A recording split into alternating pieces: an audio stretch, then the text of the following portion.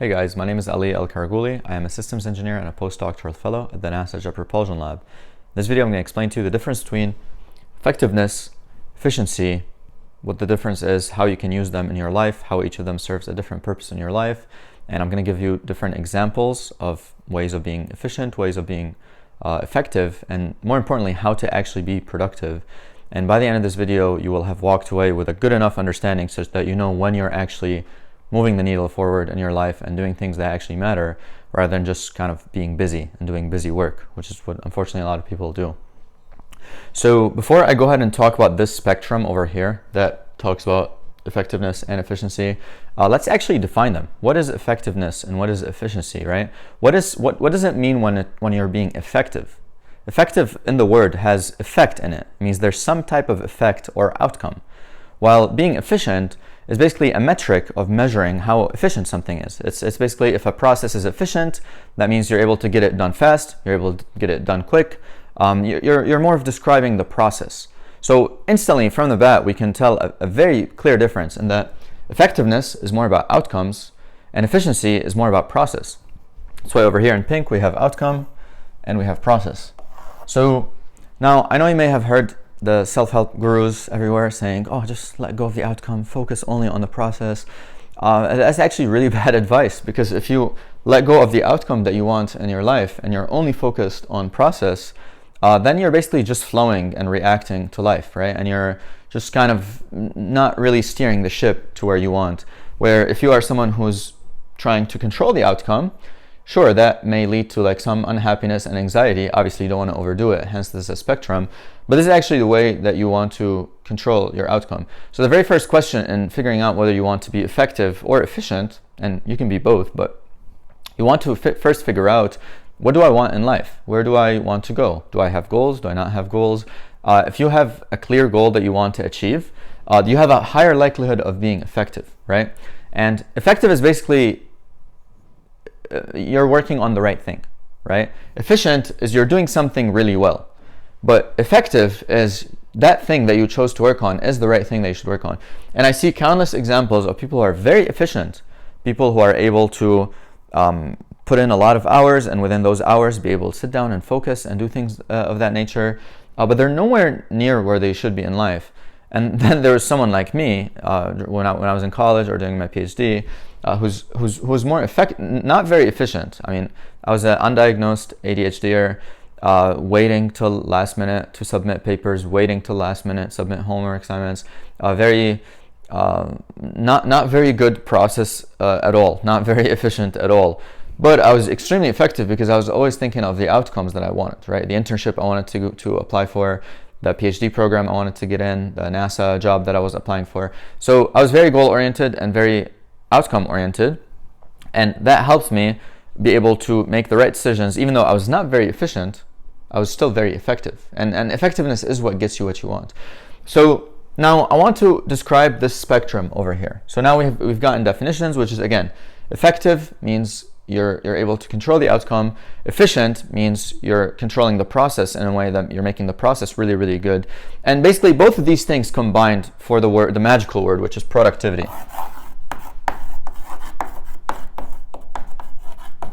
So productivity basically is like you producing something, you creating something into the world.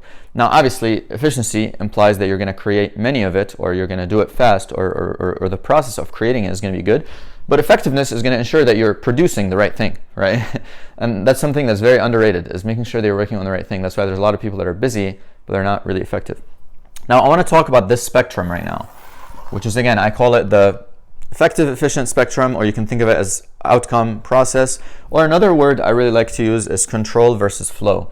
Now, as with any spectrum, you don't want to be on either extreme, right? So let's define the extremes real quick. If you're someone really higher up on the effective or like the outcome or the control part of the spectrum, you're like, let's say you're somewhere over here, well, then guess what? You're going to be a massive procrastinator and you're going to have massive fear of failure. You're going to be constantly like analysis paralysis, like, oh, what is the plan? Nope, what if that's not a good plan? Like you'll spend 3 months working out a plan just to kind of scrap it towards the end. You don't want to be there. That's really, really not good end of the spectrum. On the other hand, if you're like 100% process oriented, then you're going to be, again, like working, you're going to be working, doing, engaged in some type of process and some type of work. You may have a YouTube channel, you may have a business, you may be in a job, you may be in a relationship or anything of that nature. And you're so diligent and you're putting your head down and doing the work day to day, but you're not lifting your head up to see if you're even doing the right thing. So this side of the spectrum, I would say, is probably actually worse, because even though, well, I mean, here there's a risk that you're working on the wrong thing, but here you're not doing anything at all. So actually, no, I take that back. I think this is much worse. But this is like maybe 90% is bad. But both are really bad. Now, whether let's talk about now the thirds. There's like this third, there's this third, and then there's this third over here, right? Now, these are definitely much healthier regions where you should exist in, right? And if you're someone, and I'll tell you a story. For example, during my PhD, I was not here. I was like, I would say like over here, okay?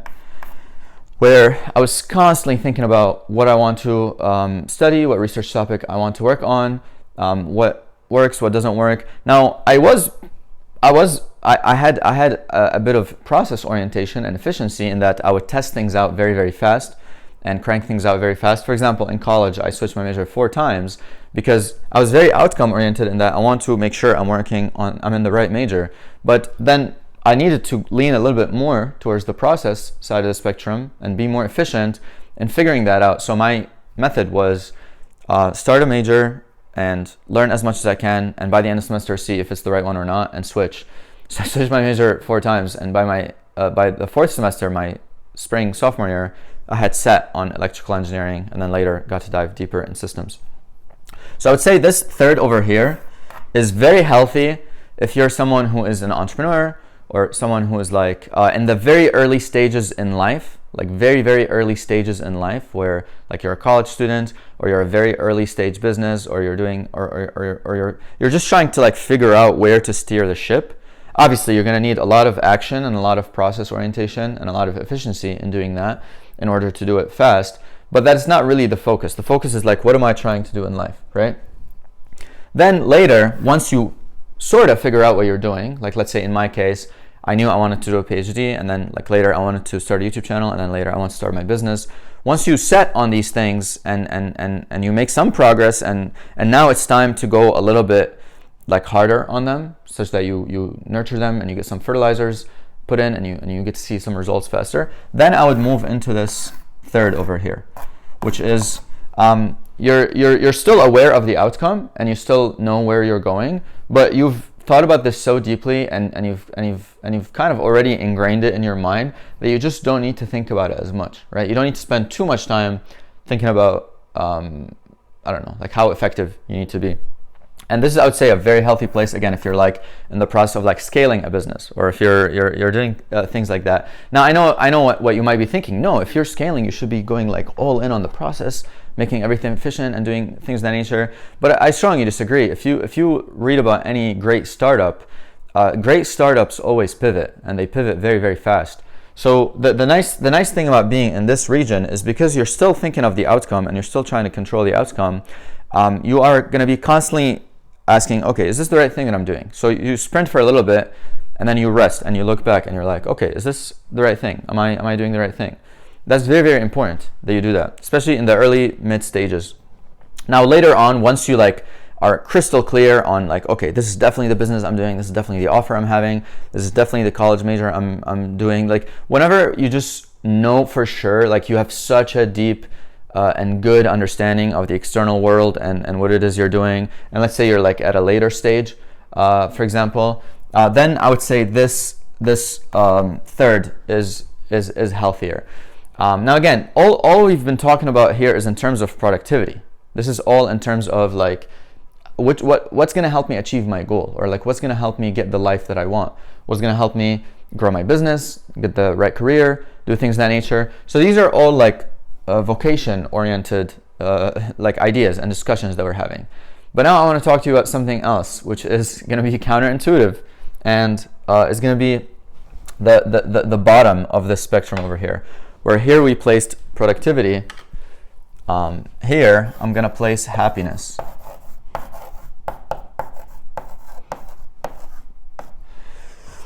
Now, this is a very important part of the discussion, because people who are higher up on the outcome control spectrum, who tend to be very effective, they're on average, they're more anxious, they're more lonely, they're more kind of have to say no to a lot of things, they're more focused.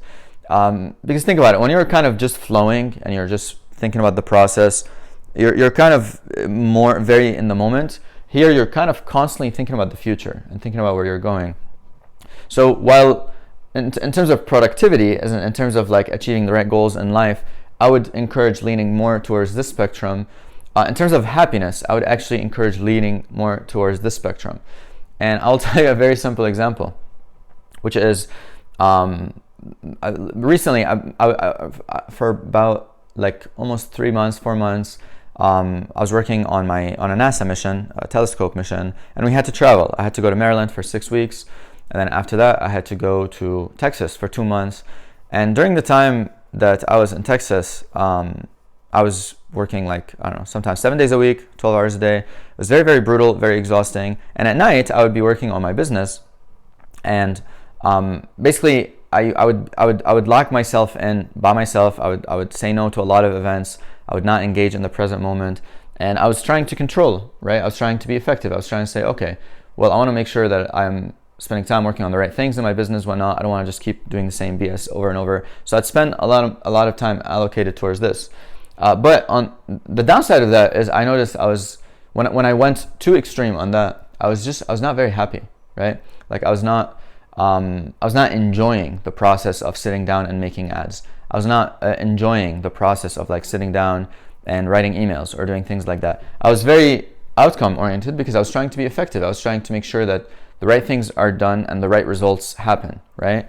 Versus this requires you a little bit of letting go, right?